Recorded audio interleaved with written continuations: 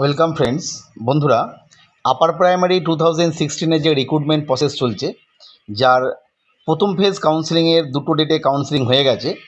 ঠিক তারপরে পরবর্তী যে কাউন্সেলিংগুলো হবে এবং যারা কাউন্সেলিংয়ে গিয়ে নিজেদের স্কুল চয়েস করবেন, চয়েস করার পর সেই স্কুলে যাবেন বা গিয়ে পরবর্তী সময়ে আমরা জয়েনিং লেটার বা এমসির মিটিং এই সমস্ত বিষয়ের পর যখন আপনি অ্যাজ আ অ্যাসিস্ট্যান্ট টিচার হিসাবে আপার প্রাইমারি লেভেল অর্থাৎ 5 to 8-এর জন্য অ্যাপয়েন্টমেন্ট নিয়ে পুরোপুরি জয়েন করে ফেলবেন, অর্থাৎ স্কুলে একজন টিচার হয়ে যাবেন। ঠিক তারপরে কিন্তু আপনার অনেকগুলো কাজ আছে। সেই কাজগুলো কি, সেই নিয়ে আমরা যে ডিটেলসে আলোচনা করব। যদিও এই কাজগুলো কোনোটাই আপনাকে নিজে হাতে করতে হবে না, কিন্তু এই কাজগুলো হলে তবেই কিন্তু আপনার স্যালারি চালু হওয়া বলুন বা আপনার আইডি তৈরি হওয়া বলুন, এই সমস্ত বিষয়গুলো কাজে আসবে। সেগুলো কি কি? প্রথমে যেটা, আপনার নামটা IOSMS এন্ট্রিতে যোগ হবে, অর্থাৎ আপনার নাম বা আপনার সমস্ত তথ্য দিয়ে একটা এন্ট্রি হবে। অবশ্যই এটা আপনি করবেন না, আপনার স্কুল লগ ইন থেকে বা এডিআই লগ ইন থেকে এগুলো করা হবে। যাই হোক, সেটা জানার বিষয় নয়, বিষয়টা হচ্ছে এটা এন্ট্রি হবে। এটা কবে হবে, কীভাবে হবে, সেটা আমি বলবো। 2 নম্বর হচ্ছে বাংলা শিক্ষা পোর্টাল বা বিএসপি যেটাকে বলি। কারণ আমরা জানি বর্তমান সময়ে বাংলা শিক্ষা পোর্টালের মাধ্যমেই কিন্তু সমস্ত টিচার ডিটেলস এবং স্টুডেন্ট ডিটেলস সমস্ত আপডেট করা হয়, এবং সেই হিসাবেই কিন্তু সমস্ত তথ্য, বিশেষত স্কুল গ্রান্ট যেগুলো শিক্ষার ক্ষেত্রে, সেগুলো আসে। 2 নম্বর হচ্ছে স্যালারি চালু কবে হবে, অর্থাৎ আপনার এই এন্ট্রি হয়ে যাওয়ার পর স্যালারি কবে হবে। 4 নম্বর হচ্ছে পিএফ অ্যাকাউন্ট কবে হবে, অর্থাৎ আমরা জানি যে পিএফ অ্যাকাউন্ট যেটা থাকে সেখানে কিছু টাকা কাটতে হয়, সেটা কবে থেকে চালু হবে। এবং 5 নম্বর হচ্ছে মিনিমাম পিএফ অ্যামাউন্ট, অর্থাৎ কত টাকা মিনিমাম আপনাকে দিতে হবে, পিএফ কাটাতেই হবে। ম্যাক্সিমাম আপনি যা খুশি কাটাতে পারেন, সেটা পরে আলোচনা করছি। মিনিমাম কত কাটাতে হবে। এবং 6 নম্বর হচ্ছে টিচার আইডি, অর্থাৎ আপনার একটা টিচার আইডি তৈরি হবে, সেই আইডিটা কবে পাবেন। এই পুরো বিষয় নিয়ে আলোচনা করব, তাই প্রত্যেককে অনুরোধ করব ভিডিওটি স্কিপ না করে পুরোটি দেখুন। আর যদি নতুন হন তাহলে অবশ্যই চ্যানেলটিকে সাবস্ক্রাইব করে রাখবেন। আর একটা বিষয়, যে কাউন্সেলিংয়ের ঠিক পরে, কাউন্সেলিং হয়ে যাওয়ার পরে আপনি যখন অ্যাপয়েন্টমেন্ট নিয়ে, মানে অ্যাপয়েন্টমেন্ট পাননি, রেকমেন্ডেশন লেটার পেলেন, সেই সময় আপনি কি কি করবেন জয়েন হওয়ার আগে, কোথায় কি খবর নেবেন, সেই নিয়ে আমাদের একটা আলাদা ভিডিও আছে, অবশ্যই সেটা দেখে নেবেন। আর একটা বিষয়, ঠিক জয়েনিং কিভাবে করবেন বা স্যালারি কত হবে, ঠিক কত পাবেন, এই সমস্ত বিষয় নিয়ে আরও ভিডিও আছে, সেগুলো অবশ্যই দেখে নেবেন। এরপর আমরা দেখে নিই যে আপার প্রাইমারি 16 অ্যাসিস্ট্যান্ট টিচার হিসেবে নিয়োগ পেয়ে যাওয়ার পর, স্কুলে জয়েন করার পর আপনার কি কি তথ্য বা কি কি বিষয় নজরে রাখতে। যেটা আমরা প্রথমেই দেখব, IOSMS এন্ট্রি, অর্থাৎ এটা একটা পোর্টাল, এখানে আমার নামটা এন্ট্রি করতে হবে। মূলত এটা স্যালারি স্টার্ট হওয়ার জন্য খুব গুরুত্বপূর্ণ।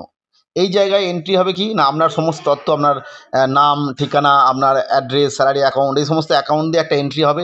এন্ট্রি যদি যতদিন না হচ্ছে ততদিন কিন্তু আমার স্যালারি স্টার্ট হবে না। এন্ট্রি হয়ে যাওয়ার পরে কিন্তু আপনার স্যালারি স্টার্ট হবে। আশা করা যায় আপনার জয়েন হয়ে যাওয়ার 1.5 থেকে 2 মাসের মধ্যে এই IOSMS এন্ট্রিটা হয়ে যাবে। এটা অবশ্যই কীভাবে হবে সেটা জানার দরকার নেই, এটা মূলত স্কুল আইডি লগ ইন এবং তার সঙ্গে এডিআই লগ ইন এই সমস্ত নিয়ে হয়। যাই হোক, সেটা সেইভাবে হয়ে যাবে। 2 নম্বর হচ্ছে বাংলা শিক্ষা পোর্টাল। আমরা যেটা আগেই বললাম যে বাংলা শিক্ষা পোর্টাল বা বিএসপি যেটা, সেখানে সমস্ত টিচার ডিটেলস এবং স্টুডেন্ট ডিটেলস থাকে। অর্থাৎ কোনো একটি স্কুলের নির্দিষ্ট যে আইডি আছে এবং পাসওয়ার্ড আছে, যেটা নির্দিষ্ট স্কুলের যিনি হেডমাস্টার মশাই তিনিই জানেন, সেই পাসওয়ার্ড বা আইডি দিয়ে তিনি যদি লগ ইন করেন, সেক্ষেত্রে সেই স্কুলের সমস্ত টিচার ডিটেলস দেখায় এবং স্টুডেন্ট ডিটেলস দেখায়।